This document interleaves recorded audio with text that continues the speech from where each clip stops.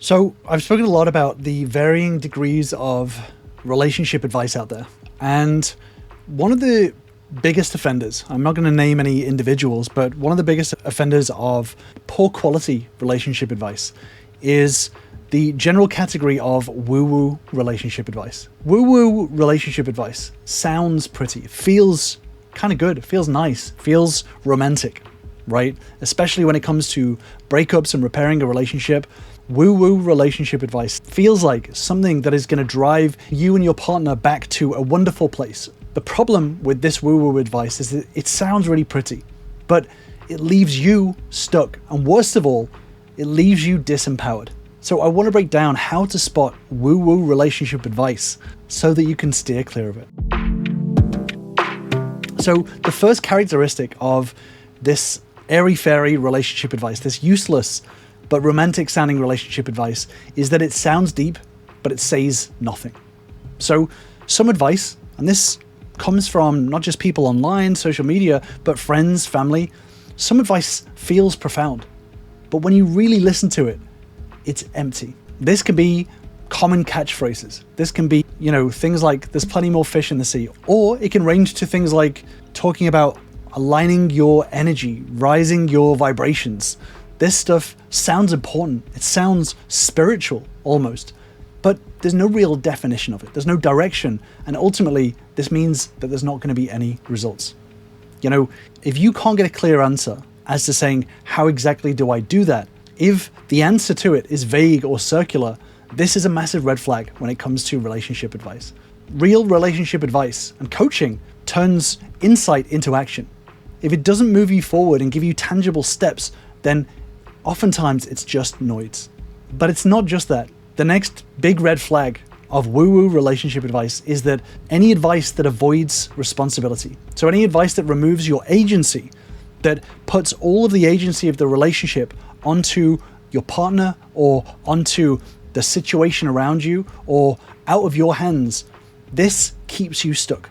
So, if people are talking about manifesting a good relationship, this skips all of the hard but necessary internal work. Relationships are ultimately a collection of skills, developing communication, developing emotional regulation, being able to understand yourself and being able to synchronize your goals with your partner's goals. This is not complicated. This is not some ethereal power. This is human psychology. This is sociology.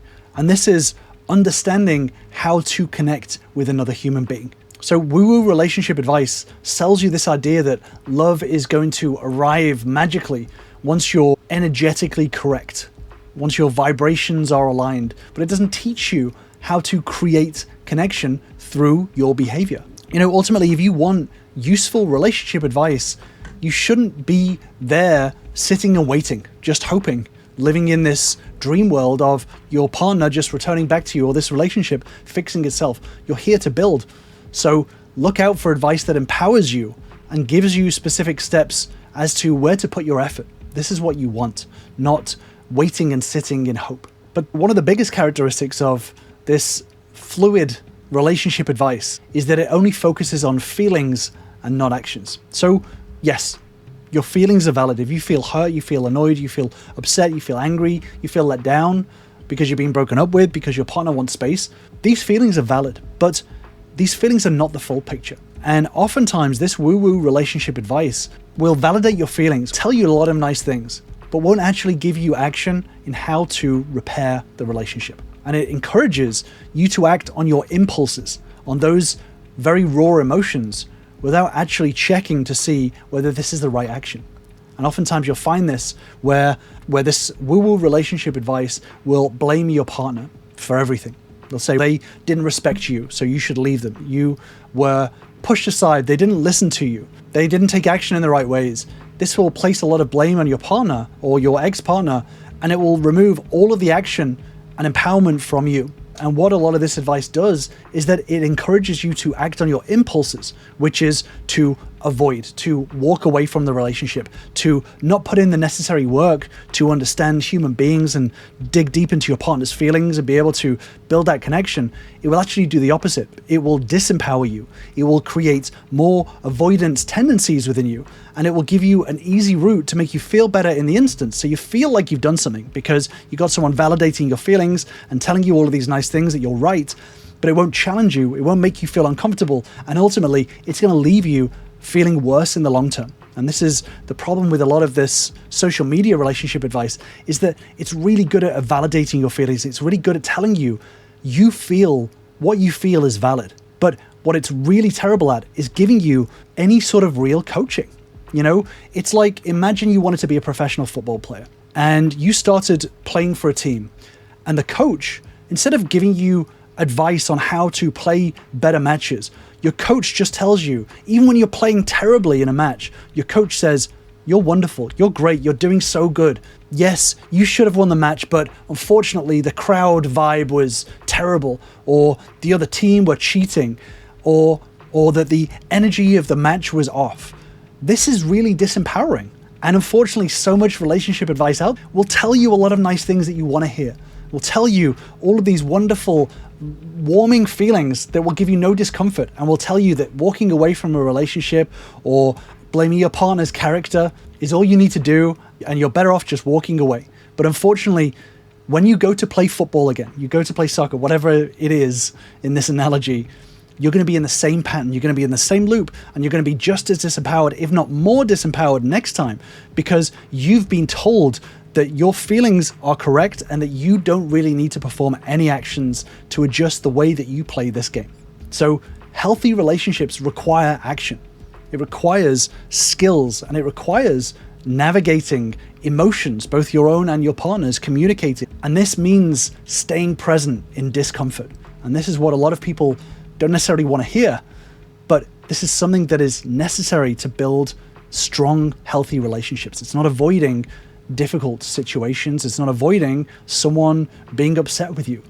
Maturity means feeling deeply and acting with integrity, even when it's hard.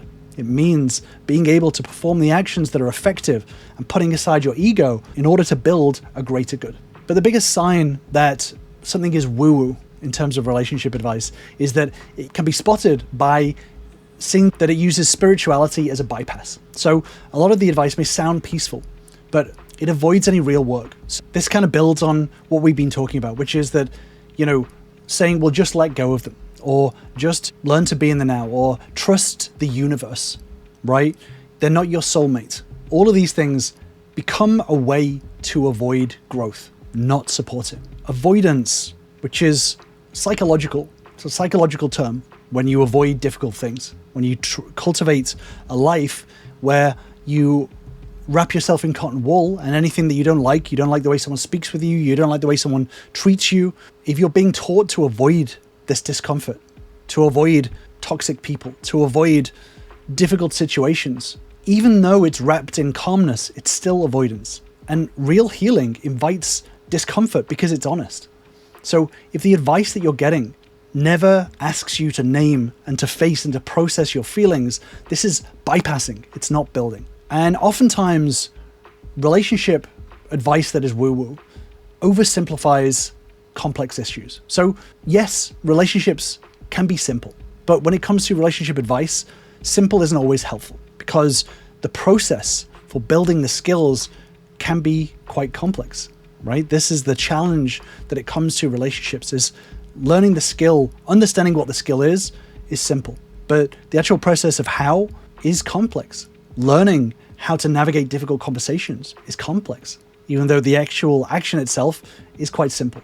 So woo-woo relationship advice oversimplifies the process of growth. When people talk about compatibility, attachment theory, things like that, this relies on hope. Well, I hope that we're compatible. I hope that we have meshing styles, love languages that match, communication styles that match, but compatibility is a verb. It's chosen. Compatibility is chosen, it's practiced, and it's refined through effort, not fate.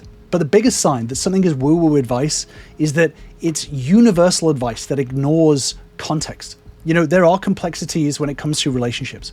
Good relationship advice should be teaching you how to cultivate systems, how to cultivate this compatibility. This is one of the most crucial skills to understand and to learn when it comes to relationships, is learning how to create systems.